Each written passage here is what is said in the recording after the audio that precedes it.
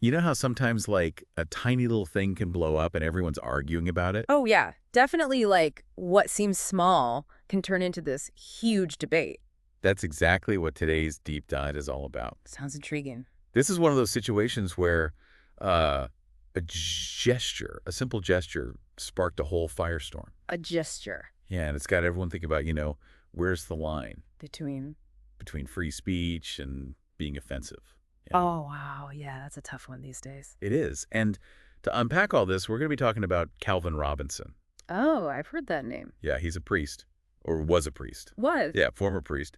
And he used to host a show on GB News, Right, GB News. Yeah. known for, shall we say, provocative opinions. He definitely doesn't shy away from controversy, that's for sure. Not at all. So picture this. Robinson's giving a speech, Yeah. a big one, at the National Pro-Life Summit in D.C. Okay, big stage. Huge. And at the end, he makes this gesture that some are calling a Nazi salute. Whoa. Okay, so right away we're in sensitive territory. We are. And to really get into this, we need to understand why that specific gesture is such a big deal. Absolutely. It's not just a random hand movement, right? It carries with it the weight of history, Mhm. the Holocaust, a horrific regime. Definitely. And millions of people systematically murdered, just unspeakable. Exactly. So even hinting at it can trigger incredibly strong feelings, reactions. For sure. Now, Robinson's defended himself saying it was a joke. A joke. Yeah, he claims he was mocking people who called Elon Musk a Nazi for a similar gesture. Interesting, Musk did that too. Yeah, and Robinson even flat out denies being a Nazi, says it was pure satire. Well, with Musk, though, didn't he say something like, my heart goes out to you before doing it? He did. Yeah, so that adds another layer to it. It does make it harder to interpret, for sure. But intent aside, the Anglican Catholic Church, where Robinson was a priest, they didn't take it lightly. I can imagine. They revoked his license, Yeah. saying gestures like that trivialize the Holocaust and its victims. Wow, they went there. Yeah, they're basically saying it's not about what you meant, but the impact your actions have. That's a really interesting point. It's like saying, even if you intended it as a joke, the potential harm, the division it causes, outweighs any humor. Exactly. Makes you think, where do we draw the line? It does. And it also shows, the pressure on institutions these days to take a strong stance against anything potentially offensive, even if it's not clear-cut. Yeah, it raises questions about who gets to decide what's acceptable and where that line is. Absolutely.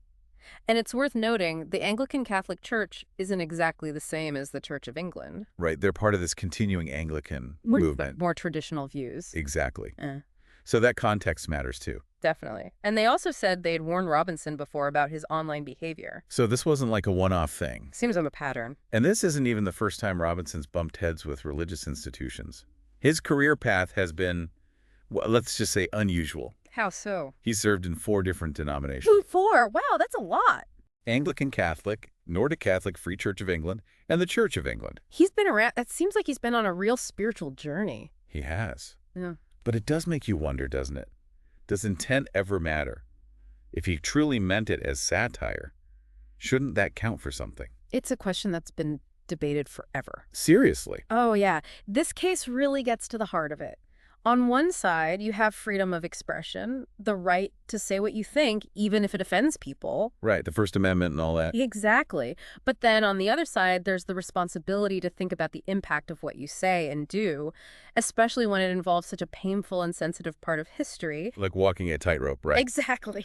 So what do you think, can intent ever truly outweigh impact? Mm-hmm. Especially with symbols as loaded as this one. That's the million-dollar question. I think it all comes down to context, intent, and the perceived harm. Okay. In this case, the church clearly felt the potential for harm, for making light of the suffering of millions was just too great to ignore, even if there was some satirical intent. This whole thing really gets the wheels turning, doesn't it? Where is that line between satire and offense? And who gets to draw it? Big questions. It reminds us to be aware of the symbols we use and how they might be seen by others, even if we mean well. Yeah, good point. Think about it. You're scrolling through social media and you see someone using a historically charged symbol. Maybe it's a meme or they're trying to be funny. How do you figure out if it's satire or something worse? What clues do you look for? That's a good thing to think about next time we're online, for sure. It is. The power of context and how we interpret things can't be ignored. Definitely a lot to unpack there. For sure. Thanks for helping us break it all down. Happy to be here. And for everyone listening, Keep those questions in mind and let us know what you think. Always good to keep the conversation going. Absolutely. Until next time. See you then.